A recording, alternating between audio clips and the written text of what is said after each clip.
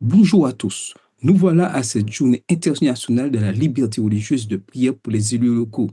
Sabbat 17 janvier 2026. La liberté de conscience, un don de Dieu, une responsabilité pour l'Église, un enjeu pour la société. Une journée à forte portée spirituelle, morale et prophétique. La journée internationale de la liberté religieuse et de prière pour les élus locaux n'est pas une simple date ajoutée au calendrier ecclésial.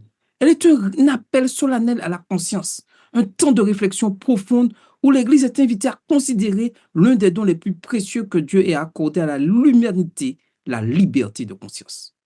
Dans un monde traversé par des tensions idéologiques, culturelles et religieuses croissantes, la liberté religieuse devient à la fois un baromètre de la santé morale d'une société et un terrain de confrontation spirituelle. Lorsqu'elle est respectée, elle favorise la paix, le dialogue et le vivre ensemble. Lorsqu'elle est restreinte, même subtilement, elle annonce des dérives plus graves encore. Pour les croyants adventistes du septième jour, cette journée revêt une signification toute particulière. Elle s'inscrit dans l'enseignement biblique, dans l'héritage spirituel transmis par Ellen G. White et dans la compréhension prophétique des événements de la fin des temps. Ce sabbat nous appelle non seulement à défendre un principe, mais à prier pour des personnes, les élus locaux, femmes et hommes, souvent exposés à de fortes pressions, appelés à prendre des décisions complexes et dont les choix influencent directement la liberté d'expression, de rassemblement, de conscience sur nos territoires. La liberté de conscience, elle est inscrite dans l'ADN du Créateur. Premièrement, un Dieu qui crée librement et qui crée libre. La liberté religieuse trouve son origine avant les chartes, les constitutions, les lois humaines. Elle plonge ses racines dans le caractère même de Dieu. Dès la création, Dieu choisit de créer des êtres capables de penser, de choisir et d'aimer librement. Dans le jardin d'Éden, l'arbre de la connaissance du bien et du mal n'est pas un piège, mais le symbole d'une liberté réelle, sans possibilité de choix. L'obéissance serait mécanique, l'amour serait factice, la relation serait vide de sens. Dieu accepte le risque de la désobéissance parce qu'il désire une relation fondée sur la liberté. Cette réalité est fondamentale. Dieu n'a jamais gouverné par la contrainte. Son autorité repose sur la vérité, l'amour et la confiance. Deuxièmement, respect divin de la conscience, je dirais, après la chute. Même après le péché, Dieu ne retire pas à l'humanité sa liberté. Il avertit, il appelle, il corrige, mais il ne force jamais.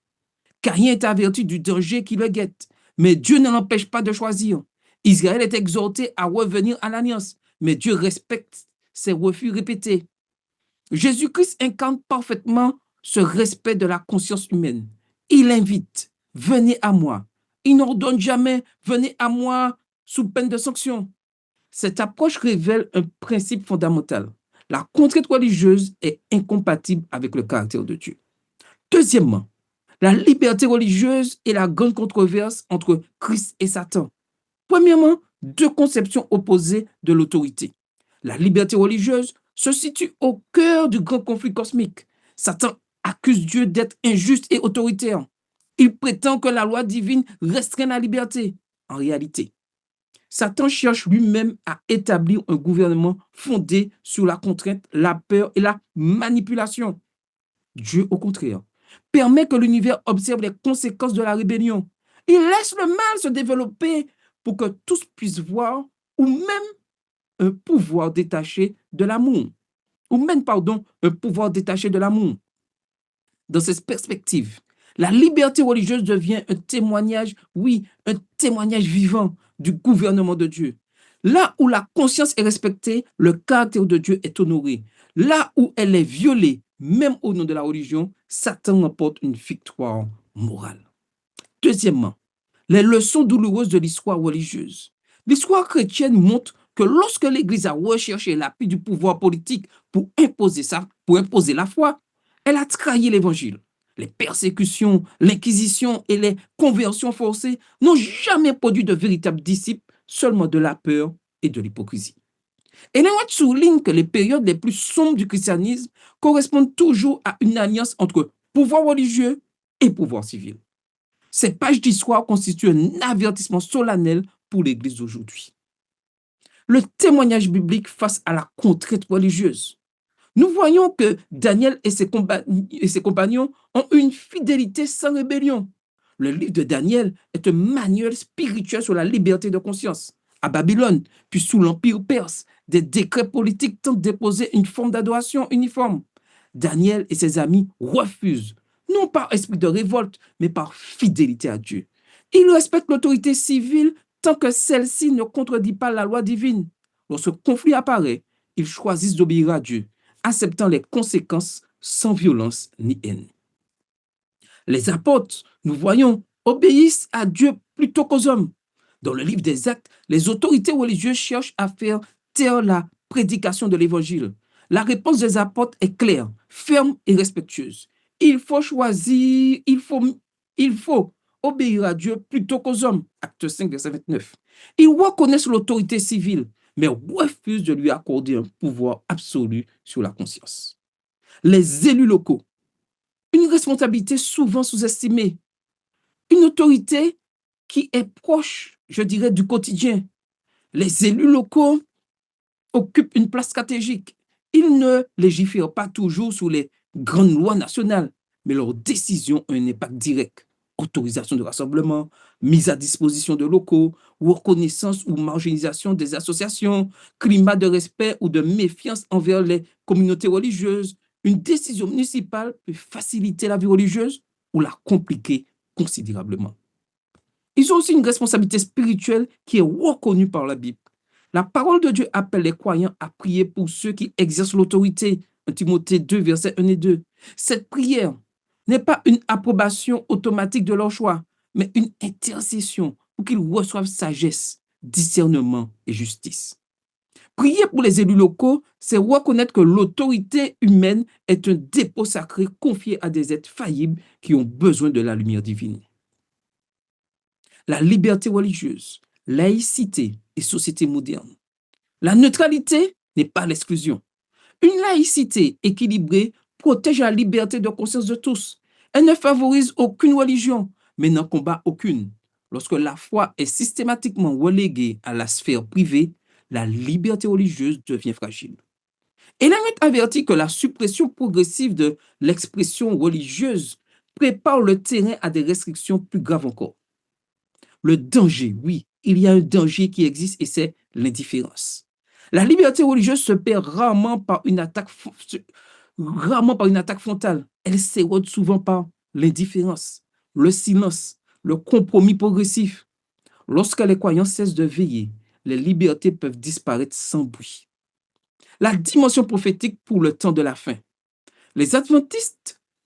Pour les adventistes, la liberté religieuse est un enjeu, je dirais, un enjeu eschatologique.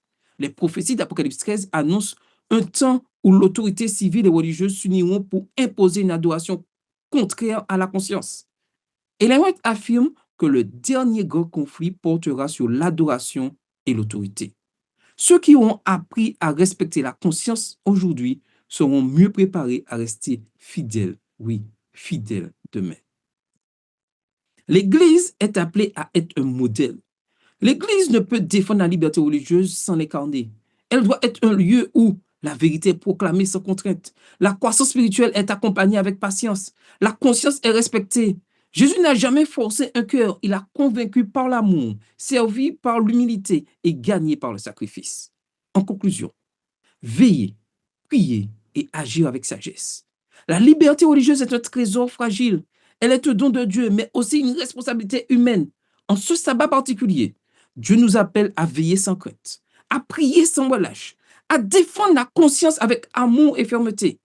Tant que la liberté nous est accordée, utilisons-la pour servir, aimer, témoigner et intercéder pour celles et ceux qui portent la charge de l'autorité. La question pour nous aujourd'hui: comment puis-je, dans ma vie personnelle, mon Église et ma citoyenneté, contribuer à préserver la liberté de conscience tout en reflétant fidèlement le caractère de Christ? Prions ensemble.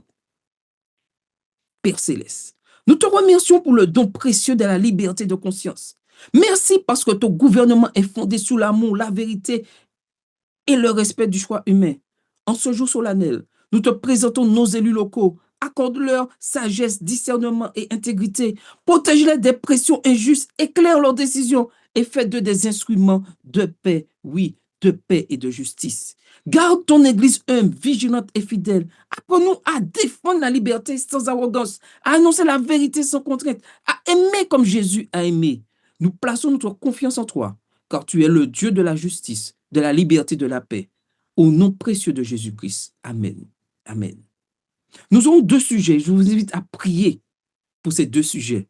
Pour la préservation de la liberté religieuse. Oui, Seigneur, nous te prions pour que la liberté de conscience dont sacrée venant de toi soit protégée dans nos nations, nos territoires, nos communautés. Préserve nos sociétés de toute forme de contrainte religieuse, ouverte ou déguisée. Garde-nous vigilants, non dans la peur, mais dans la fidélité. Aide ton Église à défendre la liberté pour tous, croyants ou non, avec amour, sagesse, intégrité, afin que ton caractère de justice et de respect soit honoré devant le monde. Deuxième sujet de prière. Pour les élus locaux, dépositaires d'une autorité qui touche la conscience, Père Céleste, nous te confions les élus locaux. Tu as permis d'établir en autorité. Accorde-leur discernement, équité et courage moral dans leurs décisions. Protège-les des pressions injustes. Éclaire-les afin qu'ils favorisent un climat de respect, de paix et de liberté pour toutes les consciences. Fais de des instruments du bien commun afin que nous puissions vivre paisiblement et te servir librement. Amen. Que le Seigneur vous bénisse. Maranatha, Jésus revient bientôt.